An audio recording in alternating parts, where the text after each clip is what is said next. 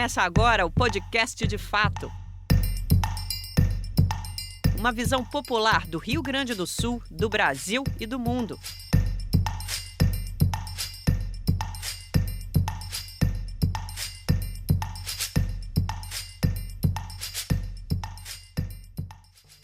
Olá, estamos entrando no ar com mais um podcast De Fato, uma produção do Brasil de Fato do Rio Grande do Sul, em parceria com o Sindicato dos Bancários de Porto Alegre e região, gravado no Estúdio Hall, diretamente do Centro Histórico de Porto Alegre. Eu sou Kátia Marco e comigo no comando do programa, Ayrton Centeno. Salve, Kátia. Salve, Ayrton. Nossa entrevistada de hoje nasceu na zona rural de Marau, no Norte Gaúcho, e começou sua militância social na Pastoral da Juventude da Igreja Católica. Ela é socióloga, foi vereadora em Porto Alegre e hoje é deputada federal. Com ela, vamos tratar de vários temas, a começar pelo 20 de setembro, aniversário da Guerra dos Farrapos, e que os gaúchos resolveram, por assim dizer, transformar numa espécie de data nacional, mas que, sob o olhar dos historiadores, carrega muitas polêmicas. Vamos tratar também do lugar do negro e da negra na sociedade gaúcha e brasileira, um assunto que nossa entrevistada domina. Muito bem-vinda, deputada Reginete Bispo. Obrigada, Brasil de Fato, Kátia, pela oportunidade de estar aqui dialogando com vocês. Que bom que conseguimos fechar, né? Estávamos tentando fechar essa data. Vai lá, Ayrton. Vamos lá, então. Pegando essa deixa, vamos começar pelo 20 de setembro, né? A comunidade gaúcha comemora o 20 de setembro agora, essa semana, né? E sobretudo aquelas pessoas mais próximas, né? Das líderes do tradicionalismo, né? E você comemora o 20 de setembro, não? Uau! Começou bem aí. Sinceridade. Olha, o 20 de setembro, a Semana Farroupilha, realmente é um evento no Rio Grande do Sul, né? Porque mobiliza todos os cidadãos, mobiliza as cidades. Aqui em Porto Alegre temos o famoso acampamento Farroupilha, que fica quase um mês, né? Acampado ali e fazendo as festejos do 20 de novembro. Muito cedo, tive a oportunidade de conviver, de conhecer um historiador chamado Professor Guarani, né? E ele era um crítico, né, do 20 de novembro. Tanto 20 de setembro. Do 20 de setembro. Professor Guarani, desculpe interromper, era um professor negro. Professor negro. Isso. E na frente do apartamento dele, todo o 20 de setembro, ele colocava uma faixa dizendo alguma coisa assim. É o dia que se celebra, né? Celebra uma revolução que não ganhamos, né? Então, ele era um crítico. Então, eu aprendi muito cedo, né? De ter esse olhar crítico em relação às celebrações do 20 de setembro.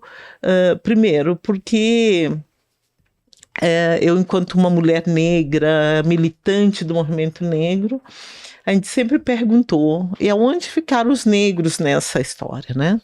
E quando a gente começa a aprofundar, é uma história a historiografia bem recente, que recupera a participação negra na Revolução Farroupilha, assim como ainda precisamos também recuperar a presença das mulheres negras na Revolução Farroupilha, né? E então a historiografia recente traz isso, né? Que, na verdade, foi um grande acordo entre os latifundiários, os imperialistas e os ditos republicanos, né? Foi uma luta insana para a redução de impostos, né? E envolver um conjunto de outros, né? Por exemplo, a população negra escravizada, né? Foi envolvida nesta guerra, nessa batalha, em troca da liberdade. Veja bem... Que não houve. Que não houve, porque foram traídos. Veja bem o poder que tem essa expressão, né? Os negros escravizados se envolveram numa luta que não era deles em troca da sua liberdade. Isso, para mim, traz um conjunto de referências. Primeiro, o que mais bate forte é que os negros se envolviam, não, né? Eles não aceitavam pacificamente a escravização e se envolviam até em acordos políticos em troca da liberdade, né? Então isso para mim é forte, né? E recentemente, né, veio à tona, inclusive com documentos, né, históricos, né, a traição de Porões, né, que quando os imperialistas e os ditos republicanos fizeram um acordo, né, acertaram lá os seus valores de impostos, enfim, o que fazer com esses negros que estavam na linha de frente, né, das batalhas, né, que eram os lanceiros negros, né. Então, num acordo insano, né, terrível, né, eles resolveram, né, isso já está comprovado, né, matar os lanceiros negros, né, que matando os lanceiros negros também não precisavam cumprir o acordo da libertação e do fim da escravização no Rio Grande do Sul. Então, para mim, o 20 de setembro lembra muito a traição de Porões, né, inclusive eu já estive em Pinheiro Machado, no local onde da batalha, onde os lanceiros negros foram assassinados, né? E hoje a gente está trabalhando para lá construir um grande memorial aos lanceiros negros. Então, o 20 de setembro me reporta tudo isso, né? Embora a gente veja uma mobilização no Estado através do Movimento de Tradições Gaúchas, os CTGs e tal, para celebrar isso, mas não é o 20 de setembro não é um momento de glórias e de conquistas, é um momento muito triste nas páginas da história do Rio Grande do Sul, sobretudo por conta da traição de Porões, da traição daqueles que verdadeiramente lutaram por uma causa que era a liberdade, que era o fim da escravidão. Agora tem um paradoxo, né? É que você tocou brevemente no começo da fala, que é o seguinte: o Rio Grande do Sul, ele festeja uma guerra que perdeu. E o Rio Grande do Sul não festeja uma guerra que ele ganhou. Né? E ninguém sabe, ninguém lembra, porque o 3 de outubro, né, é a vitória do Rio Grande do Sul, e o 20 de setembro é a derrota do Rio Grande do Sul. No 3 de outubro, a Revolução de 30, que Getúlio pacificou o Estado, juntou chimangos e maragatos e conseguiu chegar ao poder, e ficou lá no poder durante 15 anos. Né? E o Getúlio é uma marca importante, é um personagem importante do Rio Grande do Sul e do Brasil, como é um elemento importante para, digamos assim, para um salto que o Brasil dá, deixa de ser aquele país que era uma espécie de estância, era pura e simplesmente uma estância, a República Velha, né? A política do café com leite, para ele ser um país que vai aos poucos rumando à industrialização. Né? Sim. O voto feminino, por exemplo, foi obtido em 1932. Depois, as mulheres não votavam até 1932. Foi no governo Getúlio que as mulheres passam a votar. Sim. Eu acho que também não celebrar o 20 de setembro, né, e não celebrar a Revolução de 30 também tem um pouco do perfil, né, das elites gaúchas, né? Que celebrar a Revolução Farroupilha também é uma forma das elites gaúchas, né? Dá uma outra narrativa para uma história de derrotas, né? Então, a narrativa é de que se lutou por justiça, por liberdade, né? Enfim, e eu repito, acho que os únicos que lutaram por justiça e por liberdade foram os negros, né? Que se engajaram nessa revolução por conta da sua liberdade. No mais, eram acordos, né?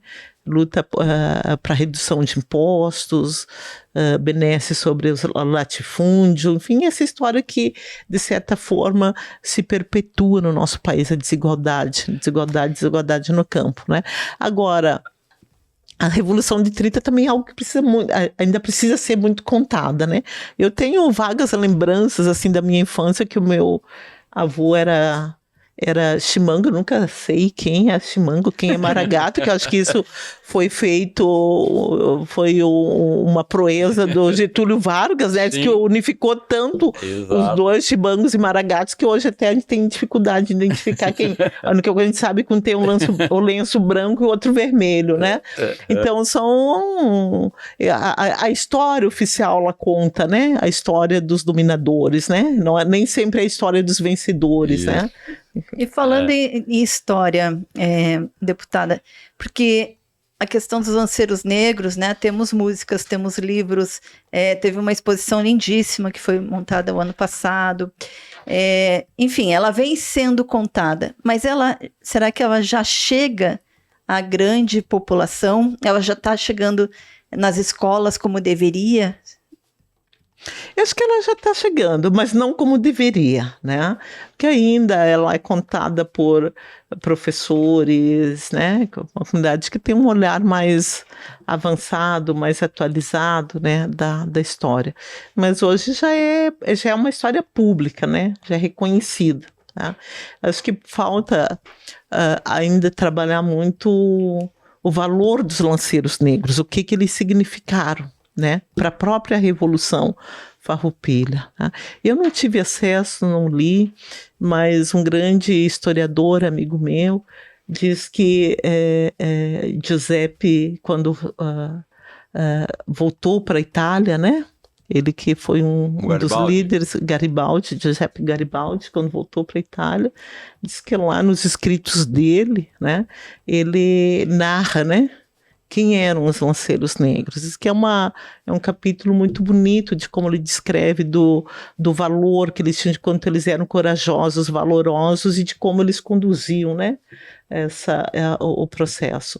E é algo que foi totalmente silenciado aqui no Rio Grande do Sul. Né? Então, Giuseppe Garibaldi ainda é uma fonte de pesquisa, né, para os historiadores, porque é um não brasileiro que conta a história. Né? Que aqui eu penso que a história da presença negra no Rio Grande do Sul, não só no Rio Grande do Sul, no Brasil, né?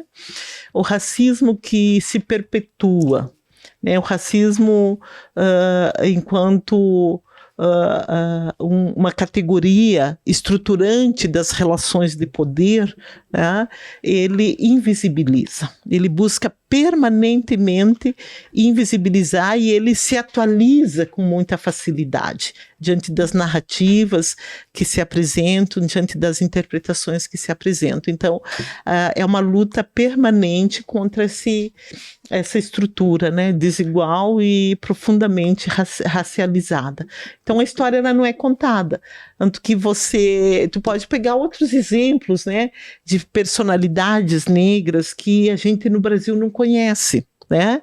E que no mundo afora é conhecida, é reverenciada. Né? Eu vou citar um exemplo que eu fiquei impactada, porque eu só tive a oportunidade, através do movimento negro, de conhecer, que é a escritora Carolina de Jesus. Né? Eu fiquei impactada de saber que a Carolina de Jesus é uma das escritoras mais vendidas e mais traduzidas no mundo. Né? E eu cresci nas escolas, estudei em escola pública, nunca ouvi falar na Carolina de Jesus. Fui conhecer ela adulta, né? Ter contato com a literatura, com a obra dela adulta, né? E é uma das escritoras mais brilhantes que o Brasil tem e que está traduzida, e que é a cara do Brasil, né? É a cara uma do mulher Brasil. negra com baixa escolaridade, favelada e que, enfim, eu tive a oportunidade de ler Quarto de Despejo e depois Casa de Alvenaria 1 e 2 dela, e com uma linguagem rebuscada. Era o diário dela, né?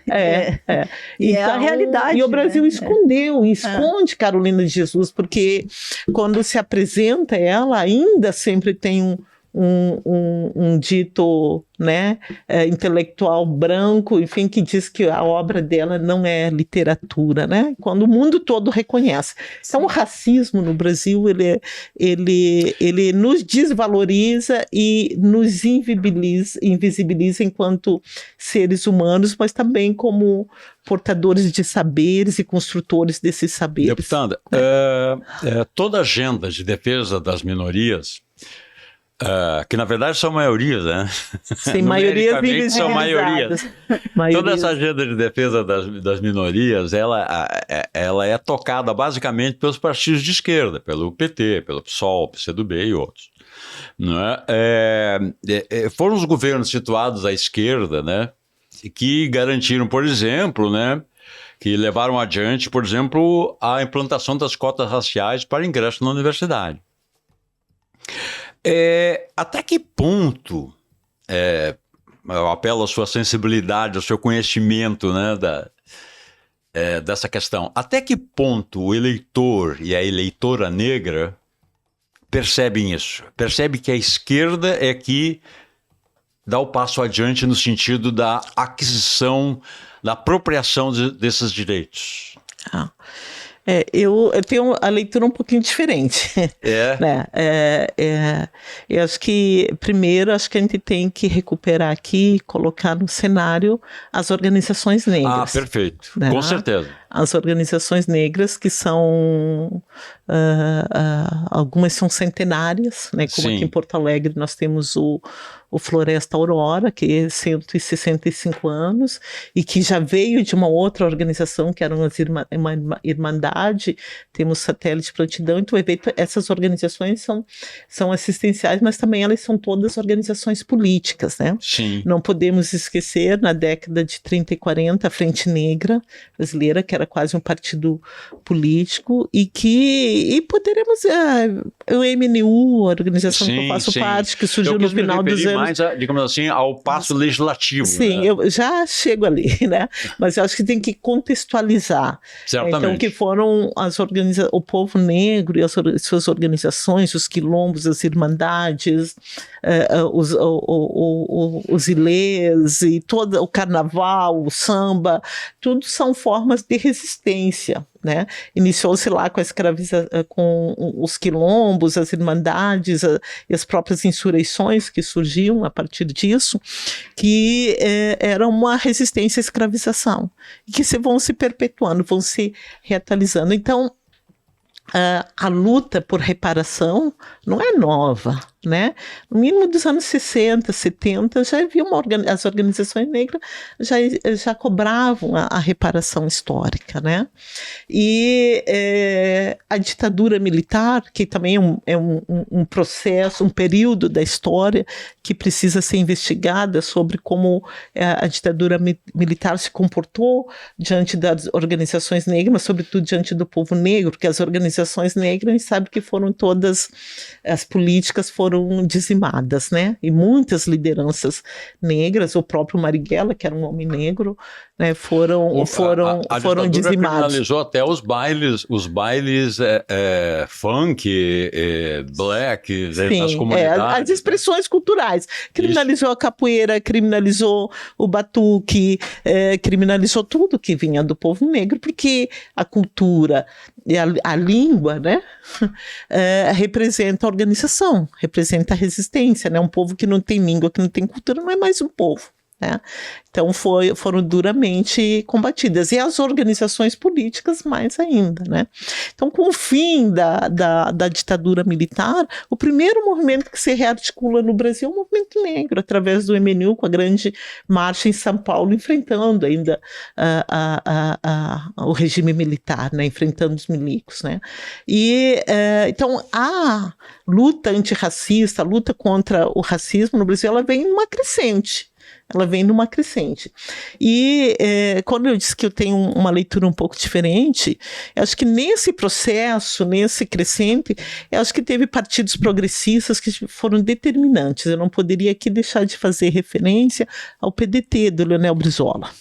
foi determinante nesse processo, foi o primeiro partido a eleger deputados e senadores negros, Que, aliás, né? Caó e Abdias do Nascimento, né? Que, aliás, quando foi governador no Rio de Janeiro, recebeu a Carolina de Jesus. Recebeu a Carolina de Jesus. Ele, o PDT e, sobretudo, Leonel Brizola, trazia com muita força a pauta racial. Elegeu os 2 governadores negros que nós tivemos no Espírito Santo, não lembro o nome, e Alceu Colares aqui no Rio Grande do Sul.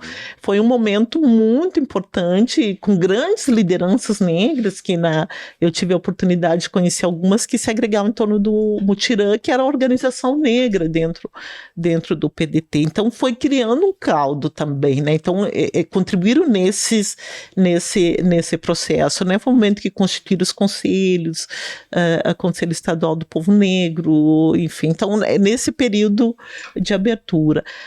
O Caó, por exemplo, que foi deputado, né? Foi um exercício. Né? Foi um exercício grande. Jornalista do Rio, né? Isso.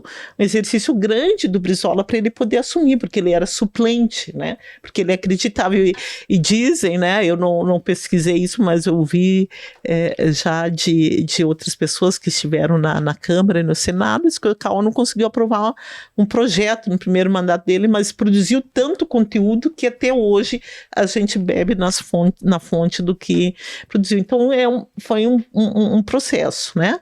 E depois também não poderia deixar de fazer referência ao Fernando Henrique Cardoso, que em 95 foi o primeiro presidente da República a receber o povo negro. Veja bem, em 95 nós fizemos a grande marcha a Brasília, do movimento negro, 60 mil negros, a gente colocou naquele período em Brasília, com um conjunto de reivindicações, né? E o Fernando Henrique Cardoso recebe. Então, pela primeira vez na história do Brasil, um presidente recebe o povo negro. Então, isso é um marco na história da luta antirracista. E também não podemos esquecer que foi ele que declarou publicamente, reconheceu publicamente a sociedade brasileira como uma sociedade racista, né?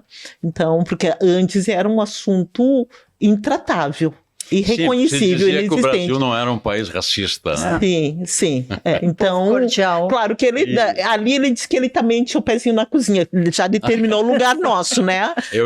Mas ele fez esse gesto que foi muito importante.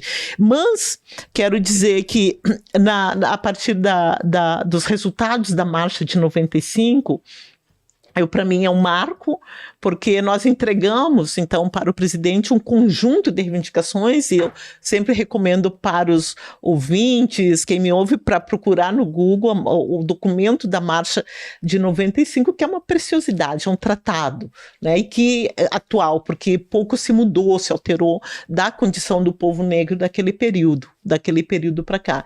Então, naquela marcha, foi criado um GTI, né, um grupo de trabalho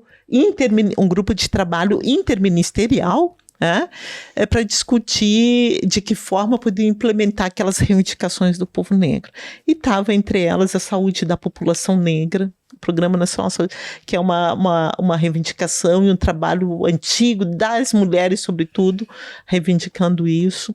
Estavam as cotas, né, as cotas raciais, como medida reparatória e não uma medida de ação afirmativa, uma medida reparatória, porque naquele período se reivindicava que o Brasil escravizou durante quase 4 séculos, mais de 10 milhões de pessoas negras, e a abolição de 1888, não garantiu absolutamente nada para esse povo que foi liberto, né? Antes, pelo contrário, suprimiu direitos, porque tirou a possibilidade desse povo ser proprietário de terras, de ingressar no mercado formal de trabalho, de frequentar a escola, ou seja, acabou com a escravidão, mas deixou numa condição de subjugação. Tá? Então, o movimento negro ele reivindicava reparação aos quase 4 séculos de escravização. Agora, e reparação seria indenização. Agora, deputada, o que a senhora está falando me lembra o seguinte: uma coisa que deveria se aprender na escola e não se aprende É o seguinte, que o Brasil foi a maior nação escravocrata do mundo, da história da humanidade. Por nunca nenhuma nação teve tantos escravos como o Brasil teve. Né? Houve muitos escravos. E por um período tão longo. E por um período tão longo. Né? E por um período tão longo. Quer dizer, eu entendo que isso marca profundamente o nosso hoje. Esse racismo que você refere, esse racismo, afinal de contas, 4 séculos não é brincadeira, né? Não são 4 segundos. Sim, são 358 anos de escravidão formal, quase 4 séculos, né? E a abolição da escravatura de 1888 não garantiu direitos para esse povo liberto, né?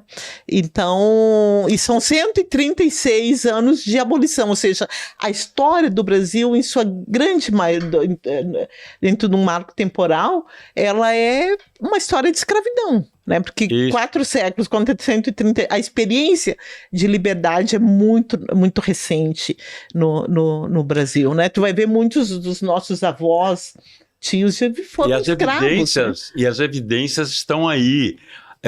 A gente estava conversando com o senador Paim esses tempos, e a gente estava conversando justamente sobre uma coisa surpreendente para mim, porque há um esforço para transformar o João Cândido, o Almirante Negro, colocá-lo no livro dos Heróis da Pátria.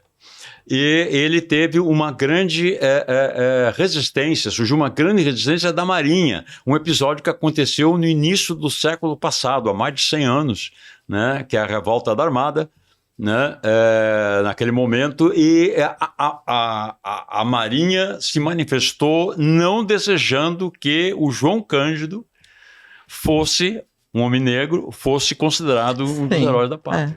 Mas, se eu não me engano, ele já foi declarado. Eu não me lembro, mas a impressão... Não, eu acho que está em tramitação. É muito recente. Está em tramitação. E pior, a Marinha não permitiu que a família de João Cândido recebesse indenização, né, que era um direito da família, né? Então, mas essa interdição que tem sobre o reconhecimento, né, dos heróis negros, o reconhecimento da importância da presença negra no nosso país, ela é permanente. Eu vou relatar a experiência que estou tendo na Câmara enquanto deputada federal. Eu ia lhe perguntar isso. Eu ia perguntar justamente e a gente vê as pautas que são interditadas. Como é que é ser mulher e negra em um congresso de maioria de homens e brancos? E já vou entrar nisso, eu só quero recuperar para não deixar nossos ouvintes, né, sem a resposta à pergunta que você me fez, Ailton, né? Ainda, né? Por que somos interditados, né? Eu falei no início e vou repetir, né? O racismo no Brasil, ele é uma categoria que determina as relações de poder, né? Então, e o racismo, ele é eu gosto de explicar sempre o que é racismo, porque a maioria das pessoas não sabe o que é racismo, né? Acha que é um não querer, um não gostar, um preconceito. Não, é muito mais grave que isso. O racismo é uma estrutura de dominação que é imposta por um grupo étnico-racial sobre o outro, né? Dominação política, dominação econômica, dominação cultural. Ou seja, domina de tal forma que não permite que esse outro grupo, né, que esse étnico-racial possa, né, se desenvolver política, econômica, enfim, possa ter um projeto de vida, possa ter um projeto social. Então aqui a gente vive, o racismo é isso, são estruturas de dominação. Né? Então, a gente vive isso. E qualquer possibilidade que a gente construa de romper essa estrutura de dominação, logo ela é vetada. Né? Eu, enquanto deputada federal, tive a oportunidade, no ano passado, ser relatora do projeto de lei do 20 de novembro, do feriado do 20 de novembro, que vocês sabem que como ele foi vetado, né? Aqui em Porto Alegre mesmo, Ele foi aprovado 2 vezes na Câmara de Vereadores e os CDLs, o Clube de Diretores e Lojistas e outras empresas, derrubavam, né? Porque dizia que não podia ter mais um feriado, enfim, né? Muito feriado. É muito feriado e tal, né? E quando eu consegui aprovar, né? Enquanto relatora, o feriado do 20 de novembro. E para mim o mais emocionante disso foi 2 coisas. Primeiro, ouvir a Benedita da Silva dando um depoimento, chorando, dizendo que há 35 anos ela e outros tentavam aprovar esse projeto de lei, o feriado de 20 de novembro. Então isso para mim foi muito emocionante de ver isso, porque a Benedita da Silva, sem dúvida, é a nossa referência para nós de esquerda, mas sobretudo para nós mulheres negras, né? E o segundo foi saber que esse é o primeiro feriado nacional que trata de um povo, do povo negro, que é a maioria absoluta deste país, né? Então, veja bem, um feriado. E foi esforço de federações, de empresários, de isso e aquilo. Eu não acredito que seja só porque era um feriado. É porque era um feriado de Zumbi dos Palmares, da resistência negra contra a escravidão no nosso país, né? Então é o racismo estrutural, institucional, operando junto para vetar. Felizmente, hoje nós já temos lá na Câmara uma bancada negra, nós temos um conjunto de mulheres e parlamentares negras e que a gente pôde criar caldo. São poucas, mas fazem barulho. Né? Muito barulho e pautamos, né?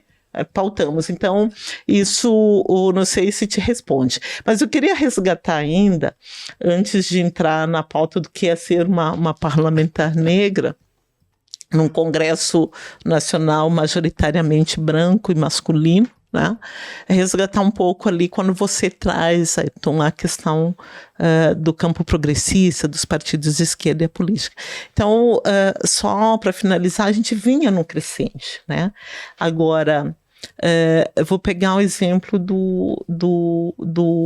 dos quilombos, né? Os quilombos a gente conseguiu pôr na Constituição de 88, né? Lá o artigo 68 das disposições constitucionais transitórias, que reconhece o direito ao território das comunidades quilombolas, inclusive da devolução desses territórios que foram grilhados ou espoliados de alguma forma, né? Então o Fernando Henrique Cardoso, ele regulamentou esse artigo. Mas eu vou fazer esse contraponto para também a gente ver a diferença, né? Ele regulamentou esse artigo, mas só reconhecia como comunidade remanescente quilombo. Ele meio que aplicava o marco temporal lá, né? As comunidades que estavam constituídas em 1888, né?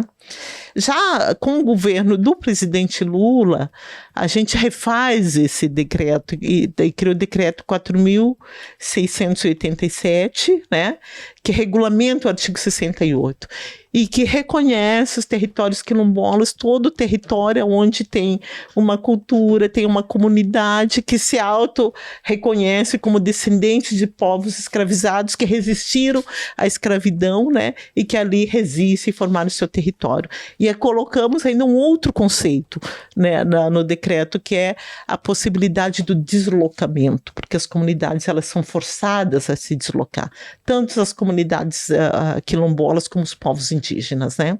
Então são forçados a se deslocar do seu território por conta da violência, por conta da grilagem e um conjunto de ordens, e às vezes até pela sobrevivência. A gente tem muito aqui em Porto Alegre e em várias cidades do nosso estado e do país, né? Os quilombos urbanos, né? Algumas são populações urbanas que se constituíram ali, mas a grande maioria são comunidades rurais que se deslocaram para a cidade porque não tinha como viver e se recolocaram num território urbano, né?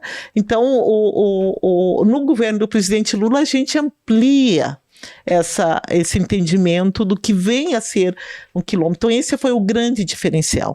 Também é no governo do presidente Lula que a gente implementa as cotas, porque antes não foram cotas raciais, né? Equivocadamente, alguns anos para dizer que as cotas raciais são um problema. Não, né? A gente implementou as cotas sociais, né? Que tem são cotas sociais. E dentro das cotas sociais tem as cotas raciais, né? E o que incomoda muito a direita, a extrema-direita, são as cotas raciais, não são as cotas sociais, né? Vocês ouviram alguém falar contra as cotas sociais? Não. São as cotas raciais. Houve uma campanha contra as cotas raciais, por parte, até uma ação direta de inconstitucionalidade, né? Uma DIN por parte do DEM na época. Né? Por parte do DEM, né? Então, na época era o senador Demóstenes, né? Que depois foi preso, né? Isso. Enfim, então ele que... Sempre aparece alguma coisa. Que chamou, inclusive, né? Que chamou nossas mulheres de putas e, enfim, que gostavam de ser violentadas, estupradas, né? Então é essa qualidade, né? Das elites brasileiras. Então é nos governos progressistas que se começa a pensar a questão racial no Brasil, né? E ele avança com os governos de esquerda, no caso o governo do presidente Lula e da Dilma, se implementa as cotas sociais dentro das cotas raciais, se implementa as cotas raciais no serviço público, no governo da presidente Dilma, na terceira conferência da igualdade racial. Então, se reconhece, começa a titular quilombos, né? Se implementa o Programa Nacional de Saúde da População Negra e poderia elencar tantas outras medidas, lembrando que a primeira lei promulgada pelo presidente Lula foi a Lei 10.639, que foi em março de 2023, que trata das relações, do estudo das relações étnico-raciais e da história da diáspora africana no sistema de ensino público e privado do nosso país, né? Então, tentando responder que a luta antirracista é uma luta permanente e ela vem num crescente. Né? E Ayrton, né, dizendo que quer ser uma parlamentar negra, né? Não é fácil, viu? Não é fácil, porque a interdição é permanente, as pautas que a gente apresenta não são pautas bem aceitas. Eu, por exemplo, tenho uma pauta importante e que não consegue avançar na casa, que é o enfrentamento à violência policial, né? E que é enfrentamento à violência policial. O senador Paulo Paim tem uma pauta intensa nisso. Eu tive a oportunidade de, neste ano, ser a relatora do projeto de lei que veio do Senado e que não avança na Câmara. A gente conseguiu avançar nas comissões, mas dificilmente vá ao plenário. Estamos trabalhando para que vá ao plenário, que é a lei que trata da penalização dos agentes públicos e privados que discriminam na abordagem, discriminação de raça, de gênero, de opção sexual, de classe, né? Que foi um projeto, ele foi criado a milhares de mãos, que foi quando o Beto foi assassinado no Carrefour. Houve uma grande comoção nacional, uma mobilização nacional, e o senador nós reunimos o movimento social negro do país todo e construímos esse projeto de lei. Foi aprovado no Senado, chega na Câmara por conta da composição que tem na Câmara, né? A bancada do boi, da bala e da bibo interditam todas essas pautas. Então não é fácil, porque eu mesma sei, para aprovar o feriado do 20 de novembro, o grau de negociações que a gente teve que fazer, sem contar que a palavra das mulheres em geral são silenciadas, interditadas, de uma mulher negra muito mais. Mas a gente não tem medo, quero dizer, né, para quem está me ouvindo, e dizer para vocês que não é fácil, mas também a nossa vida nunca foi fácil. A gente não está acostumado a lidar com facilidades, embora gostaríamos às vezes, né? Seria bom. Mas, ajudaria. Aliás, né? Eu tenho a impressão, não sei se estou certo ou não, que você e a deputada Dayana Santos são as primeiras deputadas federais negras do Rio Grande do Sul. Sim. Da história do Rio Grande do Sul. Da história Porque do Rio Grande do Sul. não me ocorre nenhum outro nome. Não.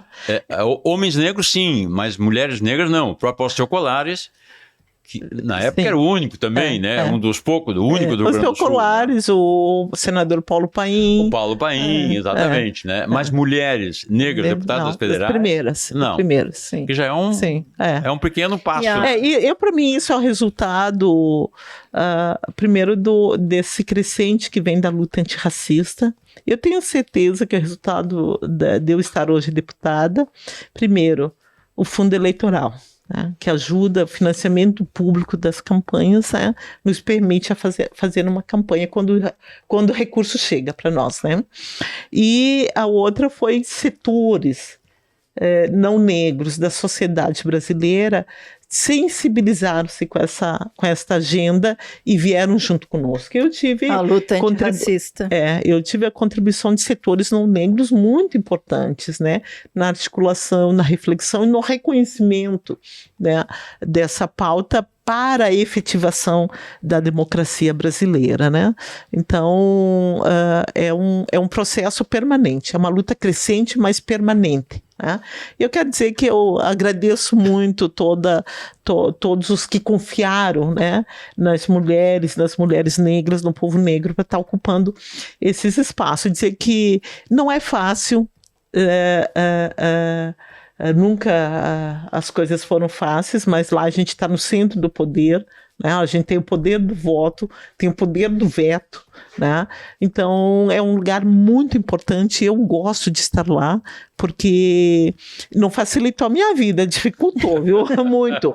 Mas lá a gente pode efetivar muitas das pautas que a gente, enquanto movimento social, defende e constrói. Acho que a luta efetiva se faz no movimento social organizado e articulado, mas o parlamento é decisivo para efetivar essas lutas que a gente faz. Então a gente tem que ocupar aqueles espaços, né? Não só pela representatividade, mas também para efetivamente concretizar as nossas pautas, que é importante destacar que muitas pessoas, o que é uma pauta antirracista?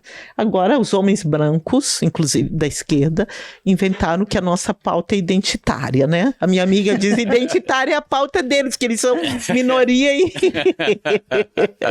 né? Não, a nossa pauta é uma pauta de lutas, é uma pauta de reivindicações, é uma pauta de classe. E como é que isso se traduz, né? Se traduz em qualquer projeto de lei que tramita lá, eu olho. Eu participo de todos. Já estive no grupo de trabalho que discutiu reforma tributária, eu estive no grupo de trabalho que discutiu licença paternidade, né? Que agora é um projeto de lei, né? Já estou na comissão de Direitos Humanos, de Educação da Mulher, de Relações Exteriores, ou seja, como é que eu trato a pauta racial? Qualquer projeto, você olha na perspectiva, né, de como é que o povo negro, de como é que as mulheres estão inseridas dentro desse projeto. Então você tem que conhecer. Por exemplo, na reforma tributária, a gente lutou, reivindicou, nós apresentamos propostas importantíssimas, uma para mim que não passou, depois caiu no Senado, né, que era os fundos, né, regionais e o Fundo Nacional, na hora de distribuir esses fundos, tinha que observar a desigualdade de gênero e de raça no município, né? Ou seja, dentro da reforma tributária, né?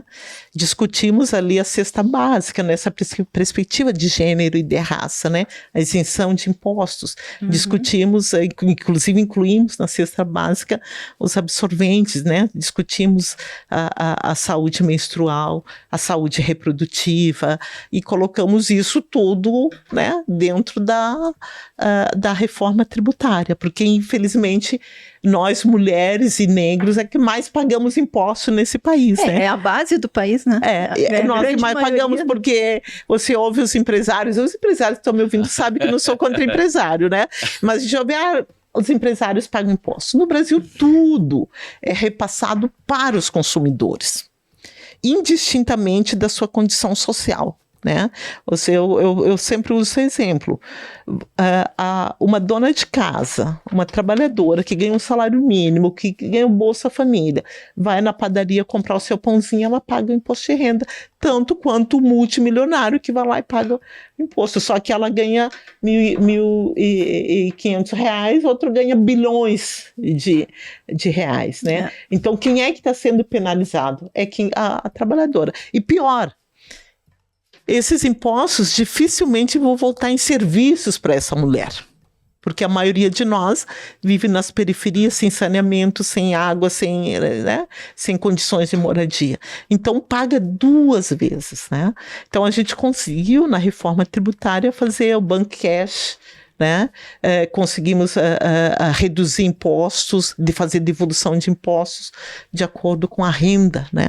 Então isso tinha um recorte racial profundo. Quem acompanhou lá dentro os debates sabe que isso tinha recorte racial. Deputada, a gente está finalizando a entrevista. É rápido, Kátia. Eu não gosto de falar. Mas tem uma questão que eu não quero deixar passar. Que há mais de 10 anos tu és consuleza honorária do Senegal, né? Aqui no estado. E não passou da hora do Brasil ter uma maior interação com a África e da gente aqui no país conhecer mais a história da África? Com certeza. O Brasil é uma grande África. Né? Salvador que eu diga. Salvador que eu diga. Porque o Brasil, a formação econômica e social brasileira é negra. Né? A gente já falou inicialmente, né, que o Brasil traficou seres humanos do continente africano, homens, mulheres e crianças, todos muito jovens, né, para a mão de obra. Então, toda a base econômica, tudo que se produziu nesse país saiu da mão negra. Né? Não tem um prédio nesse país que não tenha sido construído por mãos negras. Né? Então, toda a base econômica né? Então, o Brasil tem uma dívida enorme com o continente africano. Tem uma dívida enorme com os negros da diáspora e seus descendentes no Brasil. Então, o Brasil precisa, política, econômica e culturalmente, se reaproximar do continente africano. Acho que o presidente Lula está fazendo isso, né? Porque lá estão as nossas raízes. Obviamente que o nosso país ele é diverso, ele tem outros grupos étnicos, raciais, populacionais, os europeus, portugueses, alemães e tal, mas são minorias. Né? Nós negros somos maioria invisibilizada, que se torna minoria do ponto de vista político. Né? Mas eu tenho, Kátia, muito presente que a gente só vai conseguir efetivar, consolidar uma democracia plena, né, quando efetivamente o Brasil reconhecer, né, e garantir a presença negra nos espaços de poder, nos espaços de decisão, e mais, se reconhecer enquanto uma nação negra. Né? O Brasil tem o maior contingente populacional negro, o país só perde pela Nigéria. Né? Toda a sua história está calcada. Isso é outra coisa que a história não nos conta, que o Brasil é o segundo maior país negro do mundo, só atrás da Nigéria. Só atrás da Nigéria, né? Nós somos quase 60% da população. Nós, mulheres negras, representamos 27% da população. Então, não adianta o racismo estrutural, institucional, ficar negando a nossa presença. E, como eu disse, a gente vem num processo crescente. Né? Então, estreitar as relações com o continente africano é uma condição básica, sine qua non, para que isso aconteça. Inclusive, para o Brasil poder se entender e se conhecer, tem que conhecer o continente africano. Eu fui consuleza honorária do Senegal durante quase 6 anos.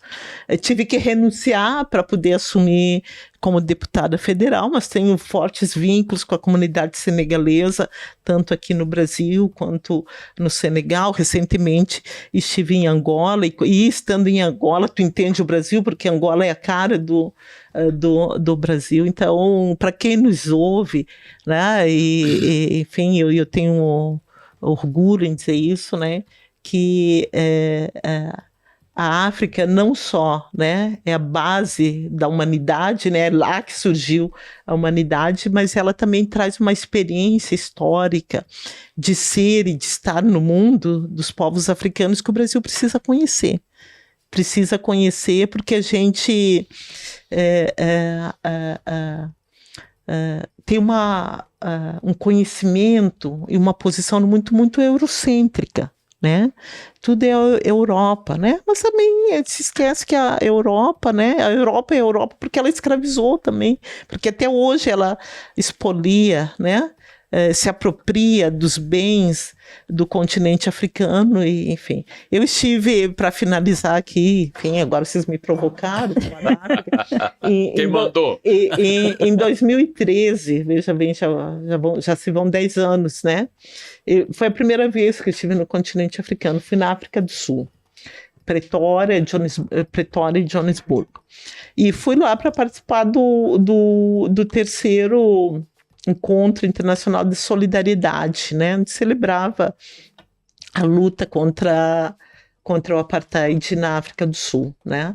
Então, foi uma semana de muitos eventos, o movimento mobilizou gente que acompanhou o processo da luta contra o apartheid do mundo todo. Foi um super evento.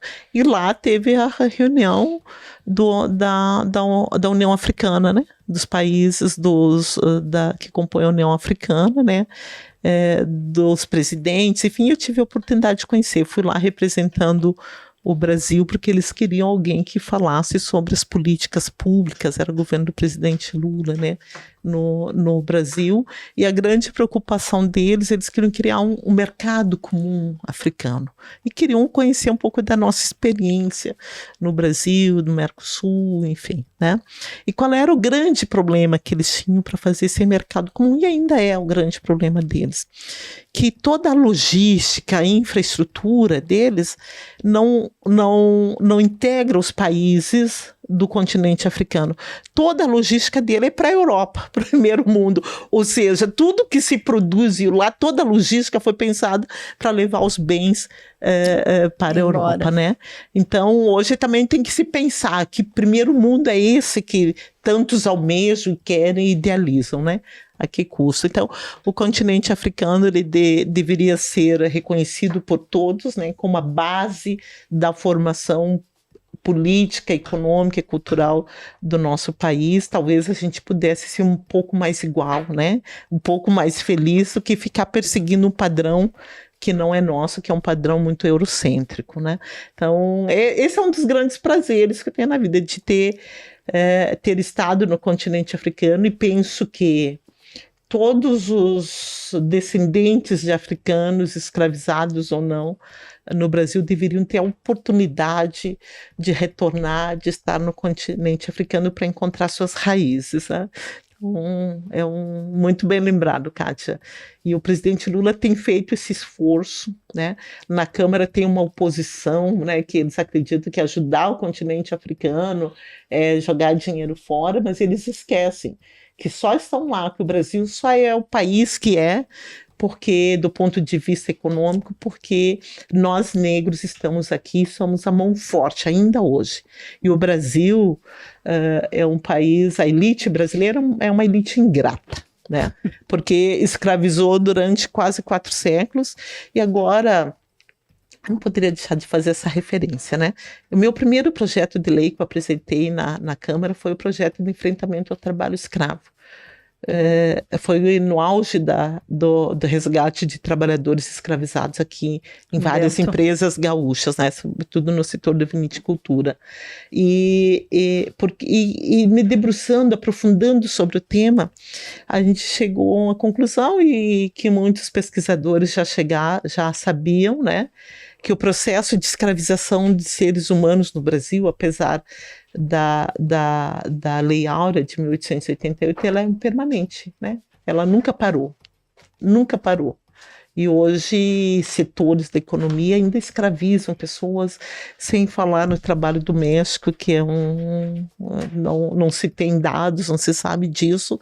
Então essa prática da escravização ainda é muito presente na economia brasileira. Sim.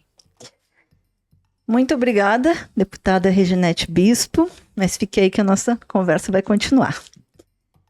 E a você eu quero convidar a apoiar o Brasil de Fato, apoiar esse jornalismo que fala aquilo que a grande imprensa não fala. Entra lá em apoia.se/Amigos do Brasil de Fato RS e contribua com o valor que você puder. Temos recompensas. Prensa na imprensa. Eu quero fazer uma ponte entre 2 eventos extremamente graves digamos assim, não propriamente entre esses eventos, entre a compreensão que nos passam desses dois eventos extremamente graves, né? Quanto à cobertura que eles recebem da mídia regional e da mídia nacional. Os eventos são as enchentes passadas no Rio Grande do Sul e as queimadas, principalmente no norte e no centro-oeste do país, que nós respiramos um pouco essas queimadas aqui também. Bom, em ambas as abordagens existe um sujeito oculto, né? Esse sujeito está na raiz dos dois eventos, mas ele nunca é nomeado, ele permanece subterrâneo, né? Quer dizer, a cobertura vai até certo ponto, mas daí não avança. Então se fala em aquecimento global e nas mudanças climáticas, como se fossem eventos que ocorressem sem necessidade da intervenção humana, como uma erupção de um vulcão ou um tsunami. No norte, esse sujeito oculto paga para a peonada tocar fogo na floresta, né? Na floresta ressequida pela estiagem, queima e se abre caminho para fazer mais pasto, né? No sul, esse sujeito oculto destrói as matas ciliares, o que provoca o assoreamento dos rios e que rapidamente qualquer enxurrada, eles transbordam. Sem falar no uso intensivo de agrotóxico, que também é um instrumento desse sujeito oculto. Esse sujeito oculto é a origem principal dos dois males. Ele nunca é nomeado pela imprensa empresarial porque ele é chama-se capitalismo predatório. O capitalismo predatório, ele trabalha sem levar em consideração o custo humano, sem levar em consideração o custo ambiental e leva em consideração os ganhos em curtíssimo prazo. E é aquele que escraviza também, né? E é aquele que também escraviza, bem lembrado, né? Então, o que eu quero, abotoando essa minha observação, quero dizer o seguinte, que o principal, que é quem é o grande responsável, não interessa. A responsabilidade pelo desastre não é notícia. Essa é uma referência que eu queria fazer juntando esses dois eventos. Isso pode ser confirmado em toda a nossa mídia corporativa. Eu queria fazer brevemente mais duas observações, porque eu acho ambas graves e ambas têm a ver com a questão da imprensa. Uma é o seguinte, a ONU recebeu hoje ou ontem, essa semana, acabou de receber, o relatório do Ministério da Palestina, né, do Ministério de Gaza. Esse relatório é um relatório de 649 páginas, portanto, um relatório e tanto. O que tem esse relatório? Esse relatório tem, pela primeira vez, nome, sobrenome, número de identidade e data de nascimento de todos os mais de 40 mil mortos em Gaza, assassinados pelas forças armadas de Israel. Pela primeira vez. Mas o mais impactante não é isso. O que é mais impactante é que dessas 649 páginas, as 14 primeiras páginas, elas são dedicadas às crianças. São 14 páginas onde estão as mortes de crianças de menos de um ano. São mais de 700. E as últimas 9 páginas dessas 649 páginas se referem às mortes de pessoas com mais de 77 anos. Essa é uma informação, e eu acho extremamente importante dizer isso também, tem que ser reconhecida, é uma informação do repórter Jamil Chad no UOL. Eu duvido que essa informação transite como deveria transitar na nossa mídia. Este caso, o Jamil Chad, é uma exceção. A outra referência que eu quero fazer sobre outro assunto, que não teve nenhum tratamento da nossa mídia, e que é grave também, e que é o seguinte: a mídia passou semanas falando sem parar, ou meses falando sem parar, das eleições na Venezuela, das consequências, de que se foi justo, se não foi justo, se foi golpe, se não foi golpe, se é legítimo, se não é legítimo, enfim. Pois bem, nessa semana, o governo da Venezuela, ele identificou um grupo formado por ex-militares norte-americanos, por um militar da República Tcheca e por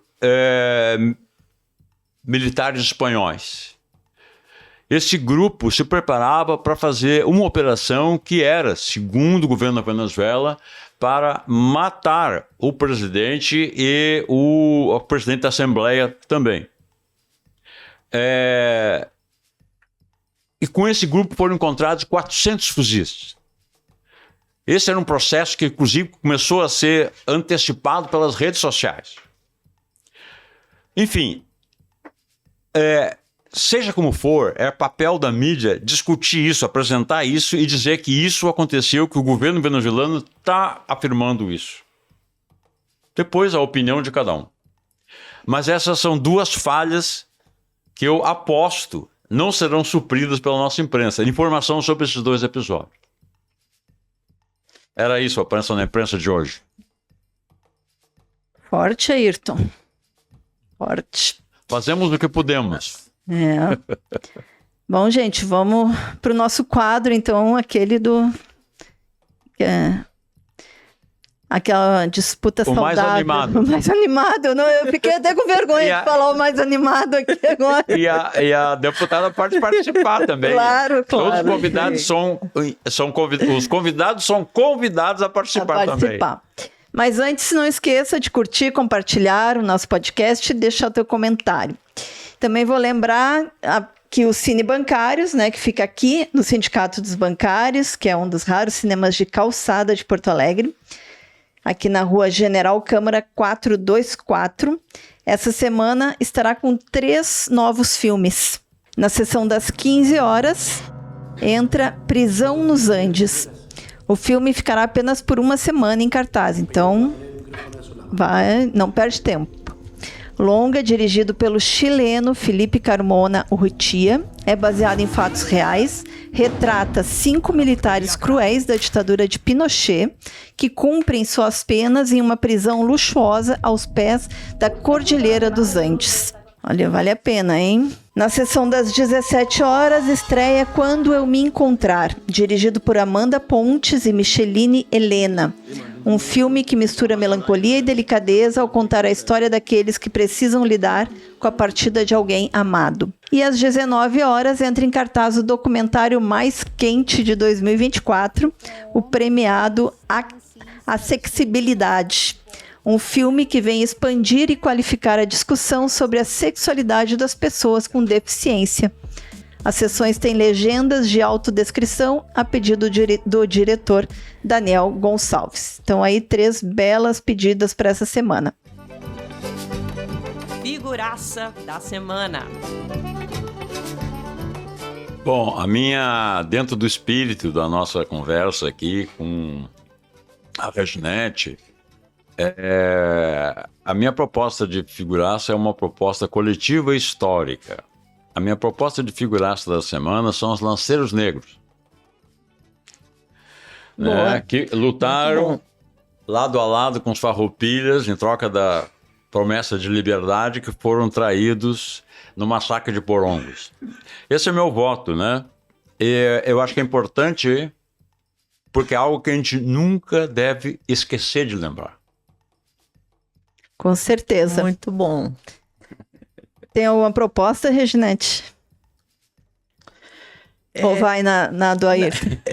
Até tinha, mas eu vou na do Ayrton, porque acho que é importante reforçar, né, a importância dos lanceiros negros, sobretudo nessa semana, Farroupilha, né?